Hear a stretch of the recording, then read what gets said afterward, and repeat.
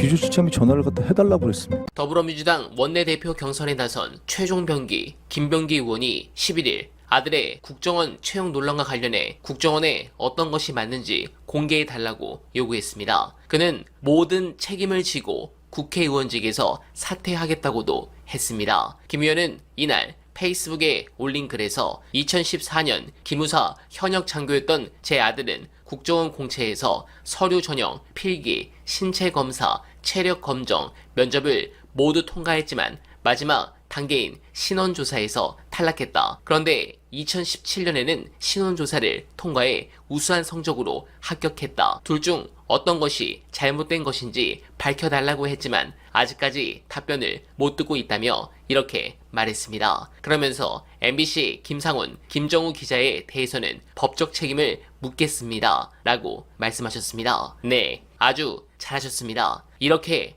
해야 합니다. 살다 원내대표 선거에 이런 추잡한 일은 처음 봅니다. 그런데 언론 알아야 바꾼다. 제 입장에서 보면 기존 레거시 미디어, 언론이라고 말하는 그들은 기득권 세력입니다. 하지만 보수 정권이 들어오면 그 기득권을 인정해주고 김치찌개도 해주고 계란말이도 말아주면서 초상권 팍팍 침해하며 서로 셀카도 찍고 사이도 좋은데 민주 정권이 들어오면 기득권을 인정 안 해주고 국민들과 다이렉트로 소통하려니까 레거시 미디어들은 미쳐 날뛰는 것입니다. 특히 MBC 등 그나마 보수 정권에 대항했던 언론들은 자존심은 있어서 윤두찬과 계속 갈등을 일으켰지만 그들 역시 기득권이라고 생각하기 때문에 민주 정권이 들어오니 이제 취임 일주일 된 대통령을 허니문 없이 다른 레거시 미디어와 동일하게 까는 길을 가고 있는 것입니다. 그래서 언론 개혁이 꼭 필요합니다. 관련해 최종병기, 김병기 의원이 오늘 직접 밝힌 팩트 보시고 이어가 보겠습니다.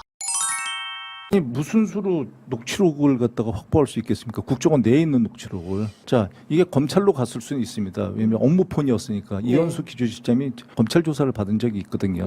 오케이. 그럼 청원서, 그거에 대한 것은 청원서를 왜 내게 됐는지는 엄청난 빙산의 일각이니까 그거에 대해서는 뭐 설명을 안 드리겠습니다. 그런데 그 내용을 갖다 알고 있다. 오케이. 그럼 그 내용을 저도 갖고 있습니다. 그건 제가 낸 거니까. 그런데 그게 지금 누군가가 줬으니까 그거는 진짜 국정원 내에 있는 거거든요. 아, 청원서는 검찰 아니고 국정원 안에. 네, 그러면 그 청원서를 갖다 냈다면 그 내게 낸 제가 이유가 있거든요. 예. 그 이유를 갖다 그런 이유는 다 빠졌죠. 그럼 오케이, 뭐 그거 다 인정하고 그러면 그 청원서를 갖다 그 정도의 은밀한 걸 갖다가 청원서라는 게 민원 서류는 사실 돌려보지 않잖아요. 그런 것 때문에 그걸 했었던 사람이 다른 자료는 안 가지고 나왔을까?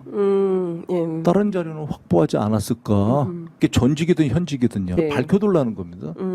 원내대표 경선 유무를 떠나서 이 사건에 대해서는 명확하게 그 규명을 하겠다라는 말씀을 하셨어요. 이제 부인께서 직접 그 기조실장한테 전화해서 항의한 것도 부인이 어떻게 국정기조실장한테 전화해서 아들 문제를 문제 제기를 하느냐. 네. 이거에 대해서 또 문제 삼는 건 어떻게 보십니까? 그 어디까지 얘기를 해야 될지 모르겠는데 얘기들이 왜곡될까봐. 예. 근데 왜곡하지 말고 그냥 순수하게 말씀하시면 기조실장이 전화를 갖다 해달라고 그랬습니다. 기조실장이 전화를 해달라고 그랬습니다. 자기가 해명을 하겠다고.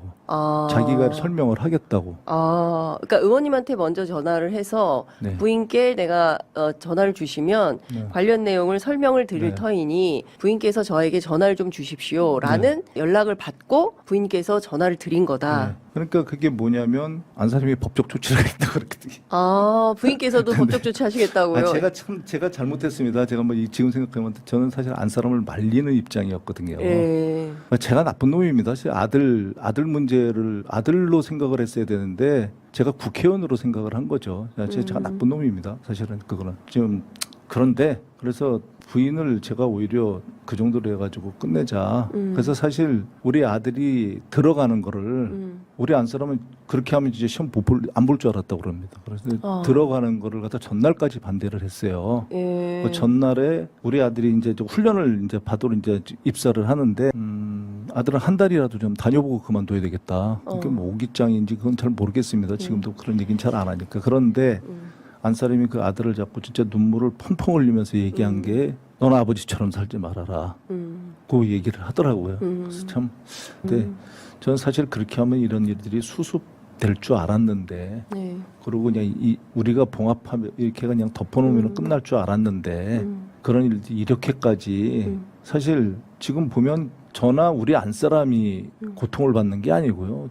말도 못하고 우리 이 과정에서 제 아들은 완전히 인권이 지금 유린되고 있거든요. 그렇죠. 회사 다녀야 되는데 회사 동료들이 그 자료를 보고 또 대부분 잘 모르죠. 모르면 걔가 그런 게 있었어 저런 게 있었어 뭐 이러면서 또 입방아에 오르내리는 거잖아요. 10년 동안. 네.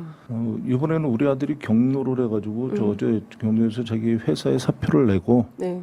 자기가 이거 다 고발하겠다고 그러더라고요. 직원들 상대로 제가 회사를 다닐 수는 없으니까 사표를 내고 자기가 수사 의뢰 아버지가 안 하면 내가 하겠다 그렇게 아이고. 얘기를 하던데 그러니까 그런 문제에 대해서 특히 가정 문제에 대해서 저는 뭐 할 수 있다고 생각을 해요. 그런데 제발 좀 그 경위 같은 걸 그러니까 언론이지 않습니까? 더군다나 네. 메이저 언론들인데 네. 그렇게 보도를 하려면 사실관계는 정확하게 좀 알아보고 하셔라. 그리고 그게 그렇게 이르게 된 경위들도 있잖아요. 이게 어떻게 피해자가 분명히 피해자는 특정됐는데 가해자의 그 잘못은 온데간데없고 피해자에게만 계속 나오는 거거든요. 그 제가 정치인이 아니었으면 우리 아들이 그렇게 고통을 받았을까? 물론 정치인의 숙명이긴 합니다만 뭐 여기서 외람되는 대통령님이 조금 이해되더라고요. 네. 네, 사실 당내 선거에서 둘 다 좋은 카드인 경우 제가 의견을 낸 경우는 없었습니다. 그런데 김병기에게 작업 들어오는 거 보니 저는 김병기 뽑겠습니다. 국정원과 언론이 공작을 치는데 어이가 없습니다. 여러분,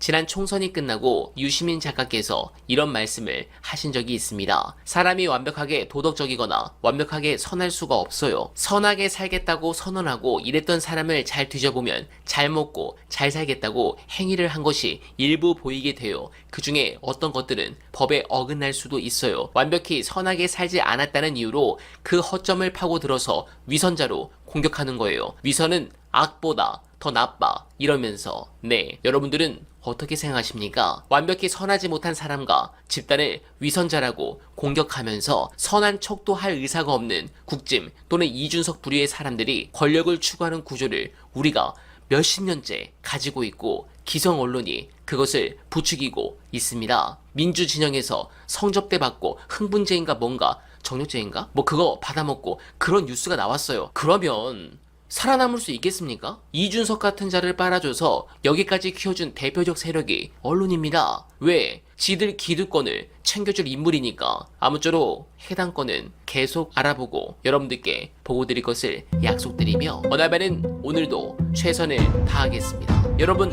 고맙습니다.